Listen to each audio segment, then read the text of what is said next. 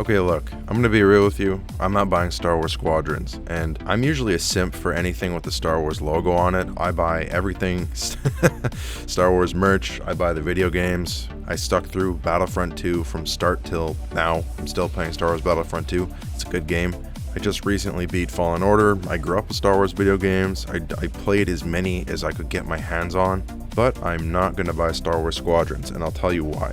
It's a very niche video game, so it's going to be for all the fans who are really in love with the original trilogy, because it really only focuses on that time. Unfortunately, that niche is starting to grow smaller and smaller, and I'll tell you why. The people who are in love with the Empire Rebels era, for the most part, are the people that grew up with it or strongly believe that that was the best era of Star Wars. And this is a bit of a hot take, but those people are all getting older and older, and further and further away from the prequel era, and probably not buying into the sequel era at all. And Star Wars Squadrons is basically, it's a flight simulator. It's a space flight simulator, because you don't go into third person, you don't do anything except see your ship from first person, and I'll admit, it's pretty cool to learn like the mechanics of inside the cockpit and how you manage your energy between weapons and shields. Like, I find that stuff all cool, learning about space drifting. Those things would interest me, but I don't think that would be something that I want to invest my money and time into. It seems like something that would be very short-lived. But that's just me. I've never really been super into vehicles. In real life, I'm not really into vehicles. I've never really been into any kind of vehicle simulator in the past, and I'm not going to start now. But back to what I was saying about my theory on how this is a niche video game. So the fans of the original era, while they range from all ages, the die-hard fans for that era are getting older and don't play these video games as much anymore.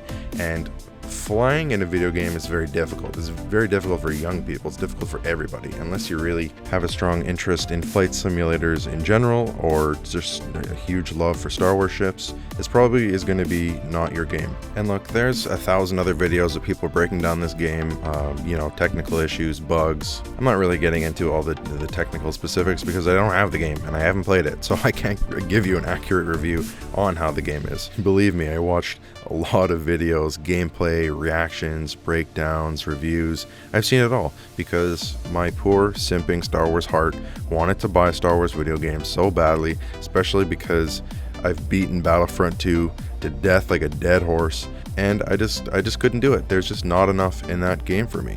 Battlefront 2 had almost limitless potential spanning across all 3 different trilogies of Star Wars. This game just put itself in a box too much. I don't think they're going to put any more into it than they have already. There's not going to be a whole lot of DLC, I don't think, because this is the universe, it's just the X-Wings versus the TIE Fighters. There's no potential for them to add more, except for maybe other DLC maps and missions, stuff like that, but I really doubt it. And the thing is, like, Battlefront 2, at least, like, you could get your boots on the ground, you could get in vehicles, you could get in space. Like, you were never stuck in one area of the game.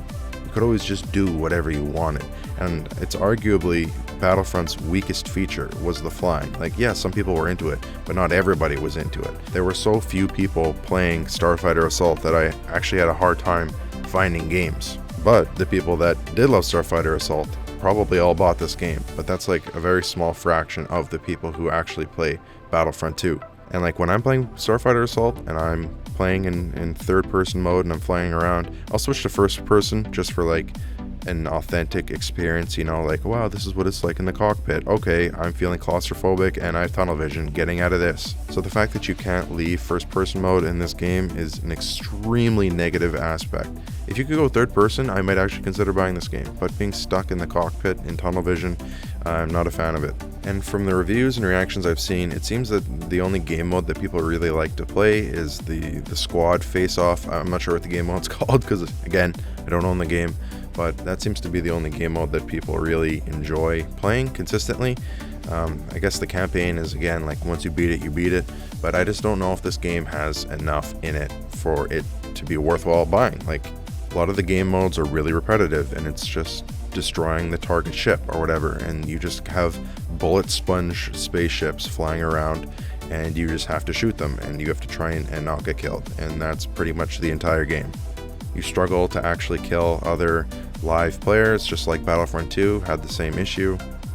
And from what I've seen, a lot of people just were really into the game for 2-3 weeks and then stopped playing it. Battlefront 2 provided us with content for years. I mean, say what you will about the game, it kept the Star Wars video game community pretty happy and satisfied for a long time, because they were always releasing new content and you were always engaged and excited as to what was going to come next. But I don't think this game will have that effect.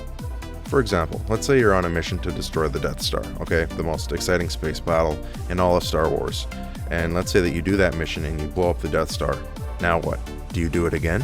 Would you just want to continue to keep blowing up the Death Star, or you think that that would lose its appeal at a certain point?